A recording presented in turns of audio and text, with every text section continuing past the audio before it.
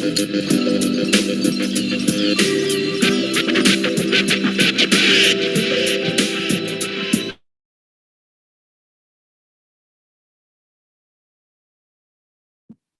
we go. Okay. Hello. Good afternoon, everyone. I am your host, Nika Sherrill, and this is the ItCast, Real Talk on Sex. The ItCast is our community outreach podcast that aims to increase diversity in conversations on health and sexuality. Through this work, we are creating a world where all people feel loved, honored, and respected. Feel free to ask us anything. We definitely want to hear from you. You can click the link in the comments below to have your questions answered on the show. The Soul Play Festival is coming up. 4 days of focused, heart-opening connection, blissful dance, invigorating yoga, and incredible community. Join us this June. You can find out information about that on my website as well. And please come and enjoy an amazing festival. I'll be teaching 2 workshops on healing shame. We also have the Global Sexual Health and Freedom Summit back in September. You can RSVP at sexhealthsummit.com. The ItCast team wants to thank you for your contributions on Patreon. Not only do you get access to our bonus content, but your contributions help support our team and make this work possible. Join our team on Patreon, find out more about the ItCast at theitcast.com, subscribe to this YouTube channel, and share this work with your community. All right, today we have Shawnrey Notto, and we are going to be talking about sensual intelligence. So Shawnrey is an international paid facilitator and embodiment, empowerment, sensuality, and self-love. Through her work, she inspires people to rediscover their joy, pleasure, and freedom, as well as build confidence in their bodies, intimate relationships, and lives. Shawnrey is a best-selling author of Sensual Intelligence, The Lost IQ, and we're going to talk about that today. How you doing? I am good. So happy to be here. Thank you. Yes, so happy to have you. Thank you so much for doing the show. So tell us a little bit about yourself. Okay. I live in Oakland right now. I am from Arkansas. My family was in the military, so we moved around a lot, but mostly from Arkansas. My loves are sensuality, movement, dance, empowerment, embodiment, truth, yumminess, self-expression.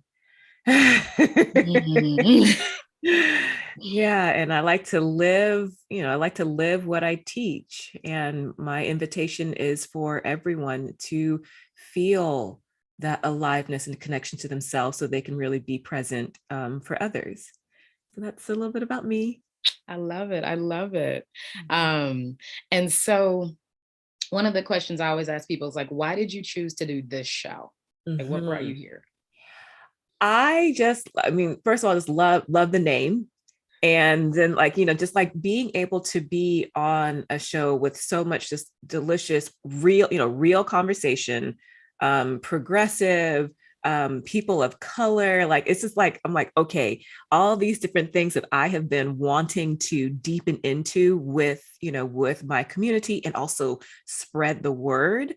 I felt how genuine you are and like what you bring out in people whenever you're having these conversations. And these are conversations that really need to be happening. And so I just felt really honored to be able to be a part of what I feel is a movement in our evolution of deepening, just a movement in the evolution of how we are as humans. Yeah. Deepening the experience of humanity. Yeah. And that's one of the things I love about your work is like, it's so powerful and it touches so many places inside of the heart and the soul. And, just the ability to have that be available. What's out there, like I'm from Missouri, so we talk about the South, and I'm like, yeah, let's, and all the other places where this work could be beneficial. Yeah. Okay. So tell us a bit about the book, Sensual Intelligence. Yeah. So Sensual Intelligence, The Lost IQ. It is a book of, essentially, it's taking us on a journey of reclaiming in the subtitle says, reclaiming the wisdom, power, and joy of our bodies. And I am an embodiment sensuality human. That's what I teach. And I wrote this book to be as close of an embodied experience as possible that you can hold in your hands and read. But I wrote this book to really take people on a journey inside of themselves so they can really feel their bodies, feel their expression, go on a journey of discovering this, what I call the lost intelligence, this lost part of ourselves, this connection to our bodies, connection to our authenticity, this connection to the environment, and which I feel is what can really create a richness in life, and also more authentic connection with each other as people. Mm-hmm. And so it has poetry, sensual poetry in it. It has practical yummy things that you can do. Talks about some historical context and how things came about. It's pretty much how you get to have a glimpse of my brain and how I'm teaching, and everything behind why I'm doing what I'm doing. Yeah. I'm hearing the expressive nature of it and allowing people to go there and be who they are and let it out with real connection and that level of intimacy and security. Is beautiful. I think about when I write poetry and ooh, the best poetry comes out when I am a hot mess. I'm feeling all the emotions all at one time and I'm gotta get this on paper. And it just, it is so wonderful. And I love one of the things you said is it's about giving permission to do this work. Mm-hmm. Absolutely. Because we don't, how society, for a lot of how we're generally taught to be, we don't feel like we have permission to explore who we are, what we actually enjoy. And when we don't feel that permission, we just state just toxins in our own selves, and also when we're interacting with people in our workplaces, in our families. And there's just something that permission just opens up this this deep breath. It's okay to be who I am. It's okay to explore this. It's okay to feel this. That permission is it's taking off the shackles of shame and oppression, and being who am I? What am I? What am I experiencing? Yeah. I'm hearing discovering the self.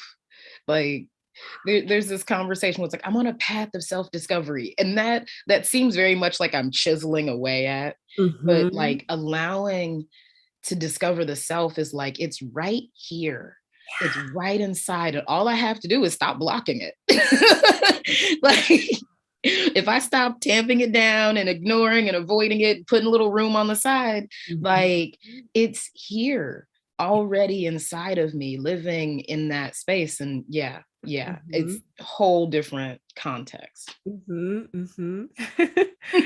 love it. That's how I actually start the book with, taking people through, I'm okay, you're in a dark cave, you can't see where you're going, you don't know what, but then you see something, you see a light, and it's oh, ooh, and then this whole world opens up, and that whole world is you. It's you are that whole amazing world of discovery and amazingness and beauty and mystery. Yes. Okay. I love it. So we've talked about the book a little bit. Is there can you give a specific explanation of sensual IQ? What? Yeah. Yeah. So sensual IQ, the definition is, it is the embodied, artful knowledge of feeling and being.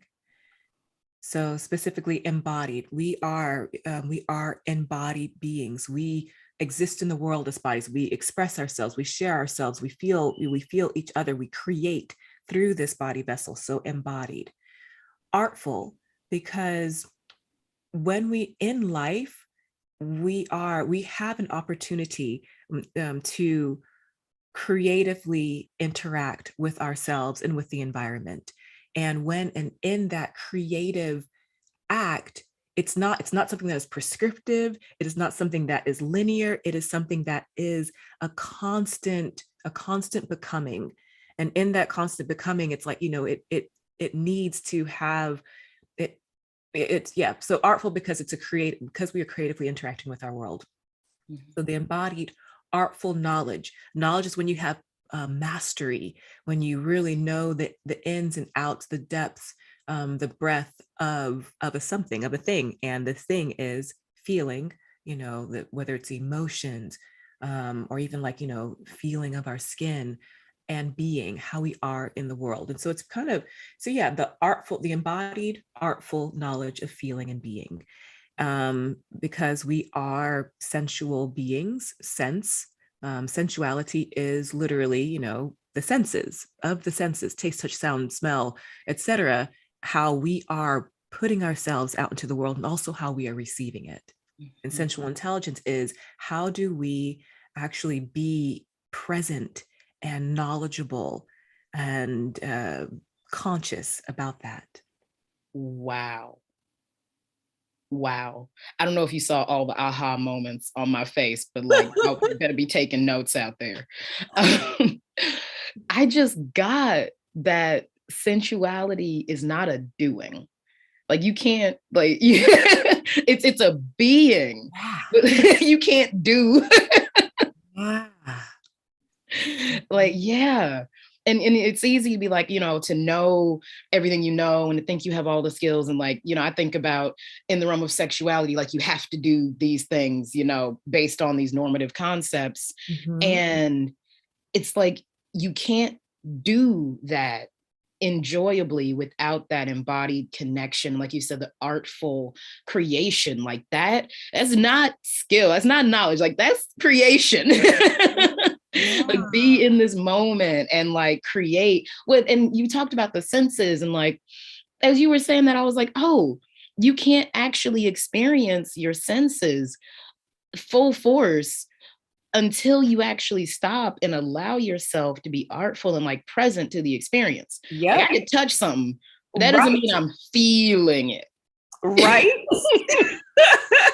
I mean, that happens all the time. I mean, there's like a way of being, like people do things to recognize and cognize, to figure the thing out. But in recognition and cognition, that's IQ. That's just like, I'm getting a thing done. I'm producing, I'm getting a task done.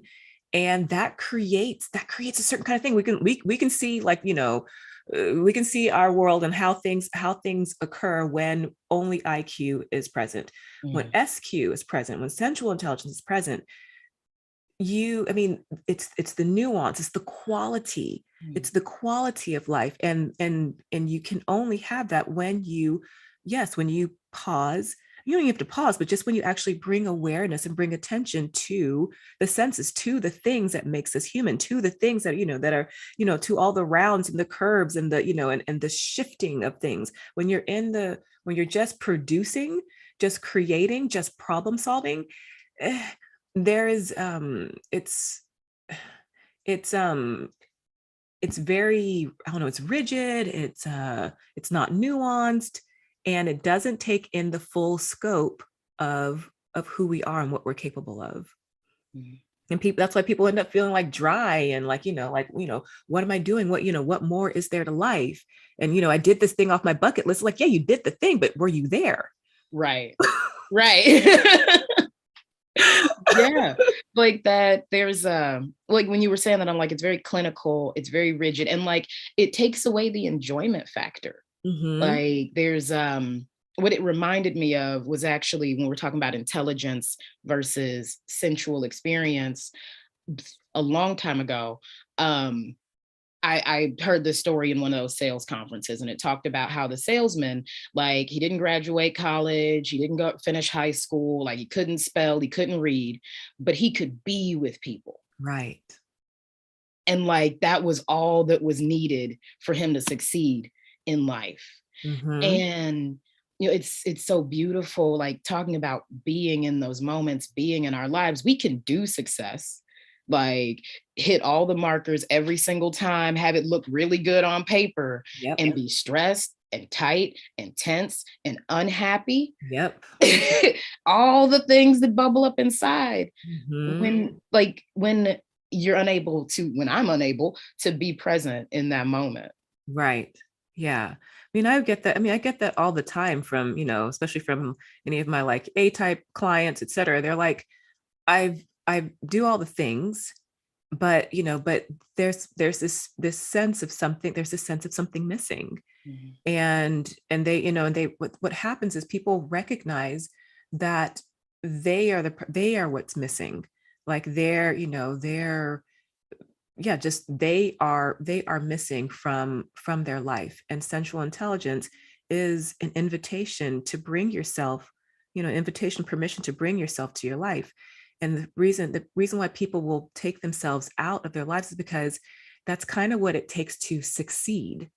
That's what, but then we get to define what success is. And for me, like, offering this, when people come to me and they're like, I've I've created the thing, I've had the success, but it's just on the outside. It's not something that's felt. It's not something that I'm feeling.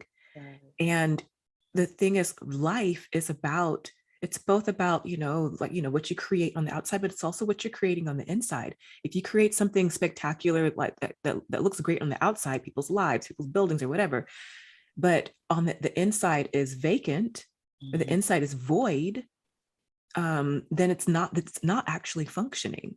It's not actually functioning. Yeah. Like thinking success looks a certain way. And I talk to all people all the time where I'm like, success may not feel the way it looks. Like all this imagery on the outside, and even, like even in myself and people I know, thinking like, okay, if I have the house, if I have the car, if I have all these things, Right. and then it's like, well, when it bubbles down to it, I don't even like to drive.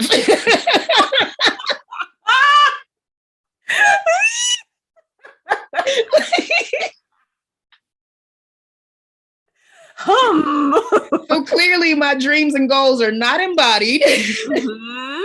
Mm-hmm. And that's a moment to really stop and like get in tune with what is going to make me happy and what is going to be that driving force, what feels right. Mm-hmm. What feels right. Mm-hmm. Yeah. And I feel like when I land on that, that's when the motivation comes. But like you said, like it can be so disembodied trying to like climb that ladder and get to where you think you're supposed to be. Mm-hmm. Mm-hmm. Yeah, you hear it. It's such a common, it's just such a common story, you get the outside achievement, you get the outside success, etc. But then it's like, oh, it wasn't what I thought it was going to be. And that's because it's whatever that we create, it's what you create on the inside, like the relationship that we create with our own selves on the inside. That because that's, we're always going to be bringing ourselves to whatever situation. And if you are, if your self, your relationship with yourself, your sensual relationship, your emotional relationship with yourself is not, looked at and cared for, and you aren't in relationship with it, then you're just going to be bringing that self to whatever external circumstance you have, and it's going to be the same. It's going to have that same experience. And so this is an opportunity, an invitation to explore what it could be like to actually slow down and feel, sense yourself. And in that, even when we're able to sense self, it literally opens up the ability for us to sense others, and for us to sense the world that we're creating, and to have some more sensitivity. see what you did there. Oh, this is beautiful. So, we've talked about sensuality and talking about like that sensing other people and their experience. Let's bring this into the conversation around sexuality. Yeah. Yeah. So like, yeah, I'll let you take that. so for me, it's like, so sexuality, I mean, you already said this earlier, but sexuality and sensuality are not the same. Sensuality 100%, takes you, well, enhances and like, and touches and holds and, makes yummy. I mean, it gives a different dynamic to sexuality. And for me, like I can teach a workshop on just like eating a strawberry and taking you through like, just really feeling it and smelling it and tasting it and touching it and seeing it, which is a journey, a playing with the senses, which literally then broadens and opens your sensitivity, your pleasure receptors, because they're like, oh, hello, that, oh, the smell is deeper than that, than I originally thought. Oh, the sights are richer than what I originally thought. And then you bring that attention to detail, you bring that appreciation to your sex, to your genitals, to your partner, to their smell, to the sheets, to the environment. Oh yeah.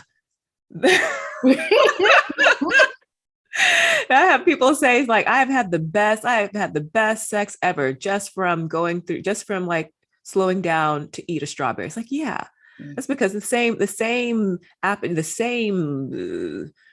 tool that you use to eat your strawberry. If you're just like, if you're just doing that, then okay, then that, but if you can actually like, ooh, take your time, slow down and feel all the bumps and curves of, that strawberry inside your tongue and on, in your mouth, and you bring that same attention to whatever else comes inside of your mouth, and your tongue is like twirling and touching and sucking and grabbing and like really getting into all of the nitty gritty of it. Oh, it's going to be yummy for everybody. That's sensuality.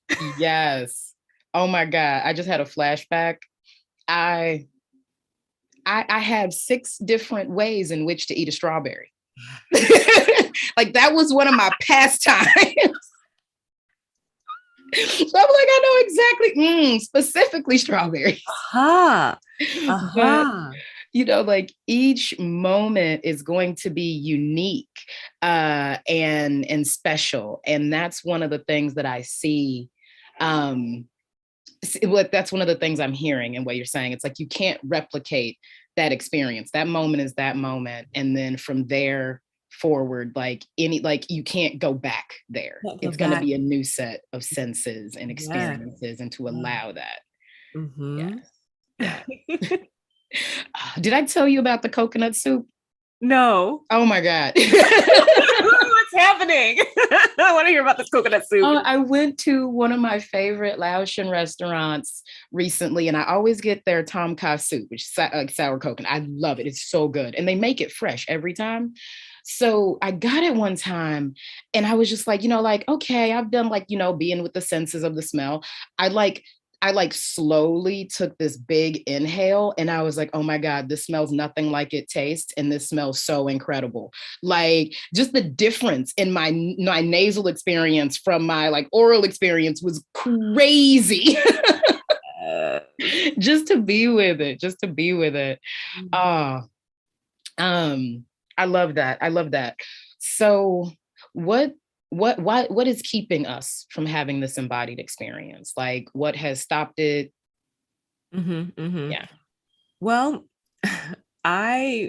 specific to North America, one of the things that I have noticed, we are a capitalistic culture. Capitalism is all about, productivity, getting things done, hitting the mark, hitting the goal. I mean, you have things like, like literally even the language, getting there by tooth and nail. I crushed it. I killed it. All these language is about literal destruction of everything, destruction of self, destruction of the environment, destruction, you got destroy my goals. I'm going to crush them. Right. Yeah. Yeah. And so like, so when we go back even further, I talk about how capitalism and the creation of America is in the basis of genocide and slavery, disconnection from the body, disconnection from humanity, disconnection from the environment, in order to create all of this, productivity and et cetera. You literally had to kill, wipe out a whole set of people. And then the Black folks that what were doing all the work, in order for them to do that work, they had to be disconnected from their pleasure, disconnected from their bodies, disconnected from their families, et cetera. When you are in a dynamic, in this kind of dynamic, to see that, to witness people being disconnected, to witness people being treated like less than humans, it does something to everyone, and it does something to everyone. It does something to the people who were persecuted. It does something to the people who did the persecution. And so that is our foundation, of disconnecting from the body, of disconnecting from pleasure. Because if you were connected, then we wouldn't be able to push in the way that we did. We wouldn't, we would the literal antithesis to capitalism is slowing down, savoring, pleasure, being present. Mm-hmm. And so we have then created a society that operates from that. So, and that's our value system. Our value system is created on that. And so then you have so we have African Americans who ancestrally had to disconnect from their bodies, had to disconnect from their pleasure, had to, and it was called a sin. It was called, oh, wow. Ooh. so all these different things are, they're both in the body and also in the culture and in the psyche. And then that ends up creating, that's where that sense of fear, where that sense of badness around sensuality, around connection to the body. Because if you were connected to it, then you would feel all the pain, or you would get in trouble, or you wouldn't be getting your quota. Yeah. Wow. That just hit me like a ton of bricks. I realized, that whole religious dynamic where sex is a sin, and there's all these conversations around it. I'm like, religion's definitely used to control mass thought. And if you're controlling mass thought around sexuality, you are in affect. There's a dissociation, like you said, because of the fear. It's like you were in affect cutting off people's the actual, I want to say breeding, but I'm like, that's really not the word. It's like, if you shut down people's natural functions, they are going to dissolve and dissipate and dissociate and not be in that space of procreating. Yeah. That word creation. Yeah. That word creation. That's why, sensual intelligence, the embodied artful, the creative process of us being. And yeah, when you shut yourself down, when you have to be shut down from your body, then you literally are disconnected from this tool, all of these tools of creation. And yeah, and we literally, when you have eons and generations of physical sensual disconnect, then when you do try, when you do try to have it, it's like you just don't, it's just not, it's like with any art or any sport, you're not going to you're not going to be able to run a marathon, et cetera, without having had some kind of connection with your body. I mean, and so we have this idea of, we're going to be completely disconnected from our bodies, but then we're going to try to, I don't know, we're going to try to have intimacy. We're going to try to have sex. It's like, you don't even know yourself. You haven't even connected with yourself. How are you actually going to do that? It's going to come out weird. It's going to come out. That's why things are traumatizing, because if we are acting from a place that's disconnected, then yes, it's going to create trauma, because our bodies still have an intelligence, but we aren't creating a conscious relationship. Right. Yeah. Yeah, that's legit. I mean, I'm thinking about, like honestly, what popped in my head was like the concept of a fuck versus making love. And like there is a whole conversation there, but it's like the conversation of treating our bodies the way they have been historically treated. Ugh. It's like that happened, and now, right? I'm swimming in it because it's what I know. Mm-hmm. Yeah. Dissociation is very, very, very real. Mm-hmm. Mm-hmm. Yeah, and when you're talking about, I'm swimming in that because that's what I know. And yeah, when you haven't been allowed to know your body, when you haven't been allowed to know peace, when you haven't been allowed to just, and given permission to just be like, what is this precious vessel? Then yeah, you aren't going to be able to have access to the rewards and to the lifestyle and to the, to the society that we can create that actually does honor and have, and have those things in practice.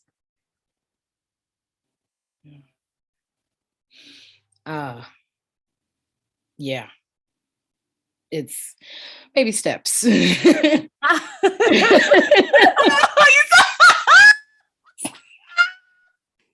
sorry. That's the fun thing. You're like, whoo, you just said whoosh, baby steps. Yes. And that's actually the fun thing about sensuality. Sensuality is a baby step. And that's what I really love about it. I mean, you don't have to do anything special in order to connect with it. I mean, like literally, like what you said, if you just like pause and just take a deep breath of your tomka soup, that's a baby step, and it's a big baby step. And so that's the beauty of it. You don't have to do anything special. And that's like also that's like the reclaiming of our autonomy, the reclaiming of the wisdom of our bodies. It just, it's literally an act. I feel like it's an act of, it's a revolutionary act to pause and smell a rose, or to pause and smell your soup. Never gonna get over the soup. I love it. Smell y'all soup, y'all. Just saying. So we talked a bit earlier about IQ and like what the history of that is. Yeah, yep. Can you share a bit? And also I think that ties into why you wrote your book. So so the concept of IQ, what is intelligent? What do we consider intelligent? And it's interesting. I want to take it back to my grandfather, who is Dr. Robert L. Williams, and he was all into critical race theory, et cetera. And that's what he wrote about, and that's what he taught about. And he was one of the key expert witnesses in a case that was about intelligence, that was overturning. So essentially what was happening, African Americans were taking the IQ test, and they were across the board scoring way below average. And so African Americans were constantly being put in special education classes because they were scoring low in the IQ test. My grandfather did research and was able to show scientifically that the IQ test was biased, was culturally biased. It was not standardized. And so what was being taught and what was considered considered intelligent was actually from a white male European perspective. Yeah. And so anyone that was outside of that was going to be considered dumb. And so just even the concept of what is intelligent, the concept of what is smart, and the standardized practice, that is something that that we have to take in, that we have to pause and take into account, the cultural context and other people's agendas. And so when I wrote about sensual intelligence, he was really excited about it, because he's like, oh, that he was talking about how that sensual intelligence is an expansion. It's like going deeper into this realm of like, what is smart? What, how, what is smart? How do we measure it? What, how does it really function in the world? And then also another thing, yeah. So it was really amazing to be able to extend that conversation that he started back in the 60s and 70s, and really bring out, even more. And yeah, so it's like, standing on the shoulders of our ancestors and of our lineage. Yes, yes. That goes back into taking it deeper, because like the intelligence quotient, it's on the surface and it's judged based on a certain set of things. And the sensual concept, that's the space in which, again, embodied, you can actually tap into your own creative intelligence and essence. And, like maybe you soar taking tests. Maybe you soar running a mile. Maybe maybe there's all types of ways in which you will personally soar if you are tapped into who you are versus who somebody else says you're supposed to be. Yeah. Yeah. Yeah. And it's really interesting as well. It's like, we don't know like what would actually happen if we, if we recognized and gave gravitas to sensual intelligence, to an embodied artful knowing of living and feeling. I mean, that would be so interesting to see, because for me, it's like, there's intellectual intelligence, IQ, emotional intelligence, EQ, sensual intelligence, which is, of the body. And it's not saying that one is like better than the other, but it is really important to recognize that each of these has a different function in how we be, and that they're valuable in a certain kind of way. Yeah, you can't fit one inside of the other, like they're uniquely their own entity. And as you were going through them, I was like, well, for whatever reason, spiritual IQ popped up. Yeah.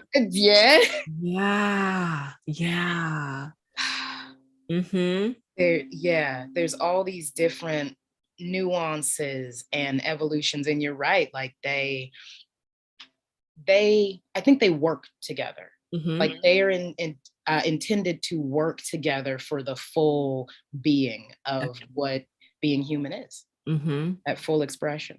Yeah. Okay. Okay. So we did talk about kink. Yes, we did. So yes.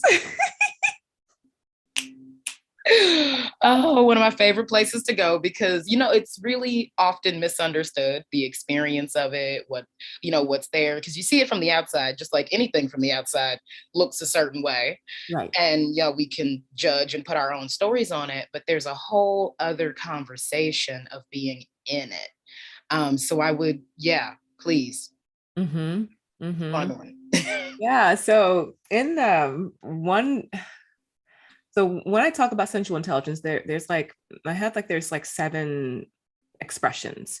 So 7 expressions, like there's kind of 7 like directions and ways that when we are like when we're able to have a conscious relationship with all of them, then we get to like, really be in the choosing of creating our lives. So there's peace, which is flow, and there's play, which is levity and air, and psyche, which has like more that spiritual, and philosophy, which has like the data and research. There's passion, which is that fiery get shit done. And there's another one. And then finally there is power. Power is what I call the journey of boundary and structure. And power that's where that, where that kink comes in, that, that playing with and being with power dynamics, within ourselves, within our worlds, with each other, and how having these different structures and playing with power dynamics actually allows for there to be a deeper, more rich experience in how we relate to each other. For example, I was teaching a embody your inner dominatrix class, and it was just so yummy to, like, in order for them to do that, like, we had to both feel and embody, like, what is it, feel and embody that, that yummy dom energy, but then also be able to feel and embody that submissive surrender energy, and that in that the interplay of that within ourselves is something that is so yummy, so empowering in so many different ways, and is not recognized, and played with enough. Yeah. Yeah, I like that. I like that. And like it actually takes being present in those moments. Right. Especially those moments.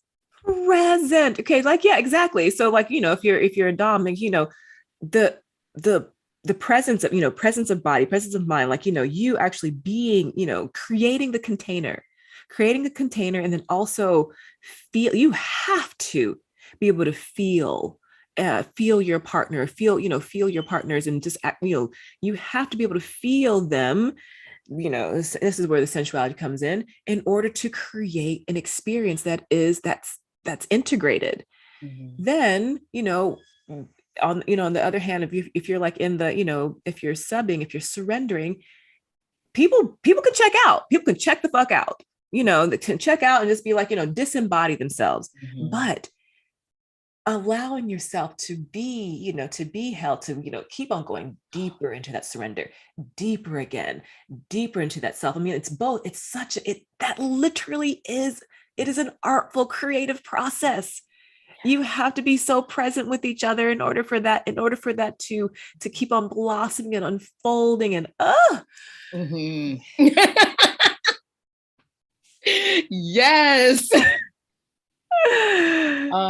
You talk about that power dynamic, and one of the things, like, for everybody listening, like, that happens every single day in all of our lives. But when you can, like, step into it and declare where you want to be, and I'll acknowledge and own that, and have someone play in that space with you, it is wonderful. It's wonderful.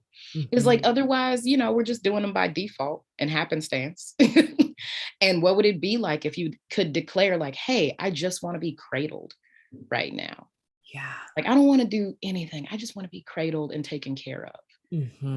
Or to be able to fulfill that need in someone else, and, like, want to do it and want to enjoy it, and, like, being so in the moment, everything else disappears. Okay.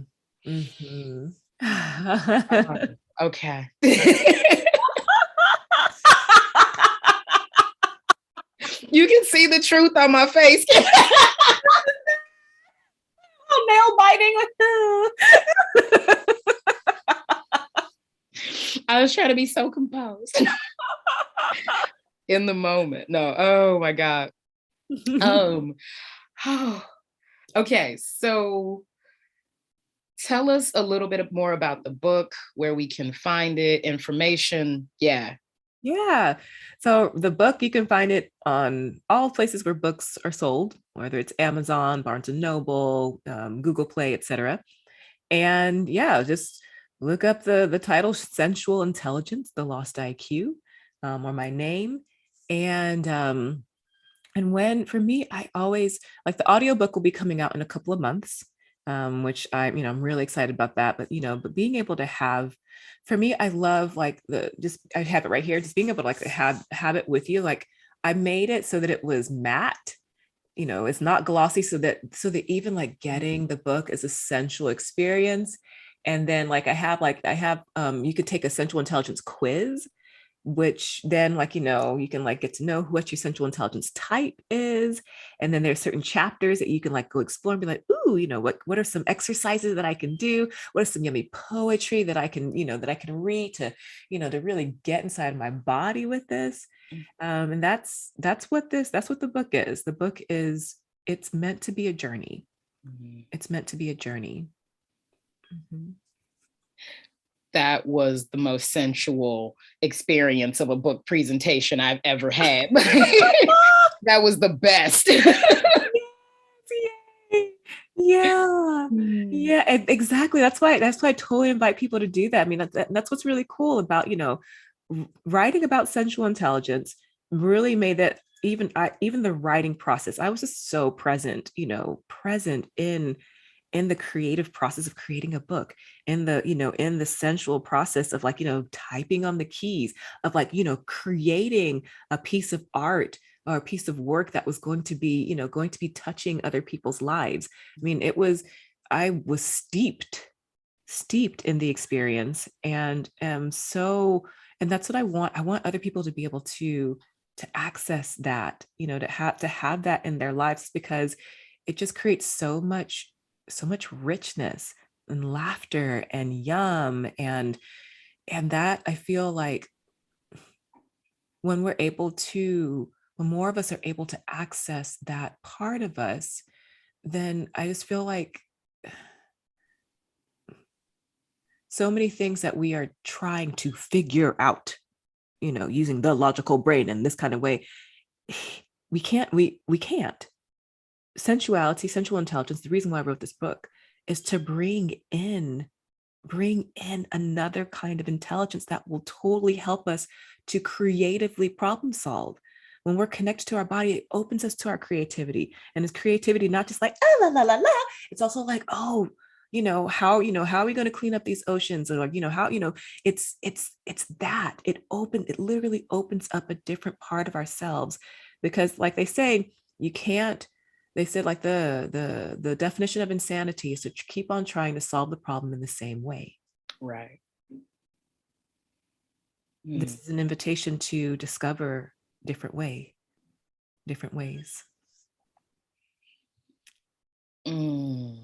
That is beautiful. That is beautiful. Oh my God. Oh, okay. Thank you. Before we wrap up, do you have any resources, other information that you want people to know about, have?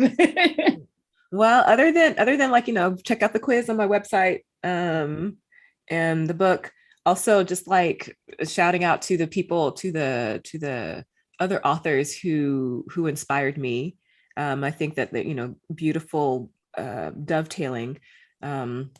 The body's not an apology, pleasure activism. I talk about like Brene Brown's work, anything on shame, etc. And then also Daniel Siegel, anyone who does stuff on like on the brain and meditation. And these all are, these are all beautiful dovetails that, that they're all family. Sensuality, self-love and meditation, etc. So I encourage anyone who's like wanting to go on this journey to also, to like dive into those folks, dive into those works.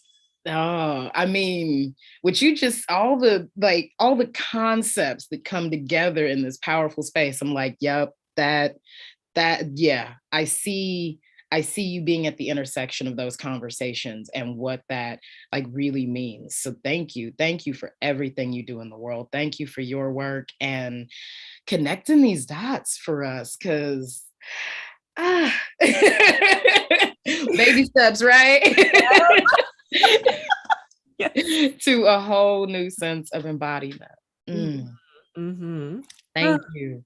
Oh, okay. Thank you so much for being here and sharing your work and being who you are.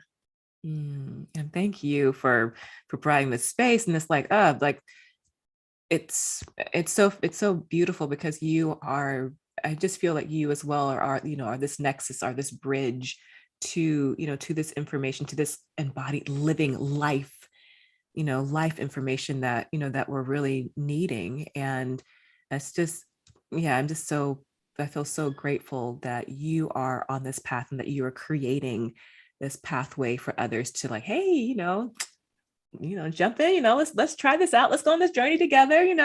I got you. So Permission to hop on. Yes. Oh my God. All right, everyone out there, thank you so much for joining us today. The ItCast is our community outreach podcast that increases diversity in conversations on health and sexuality. Through this work, we are creating a world where all people feel loved, honored, and respected. See, that sensual moment. I hope y'all really feel that out there. Love, honor, and respect. Please, please send us your questions, ask us anything. We definitely want to hear from you and support the growth in this community. Even send us your topics, like whatever you want to know about. All right. And then please click the link in the comments below. Join us. Sorry. Join us at Soul Play this June.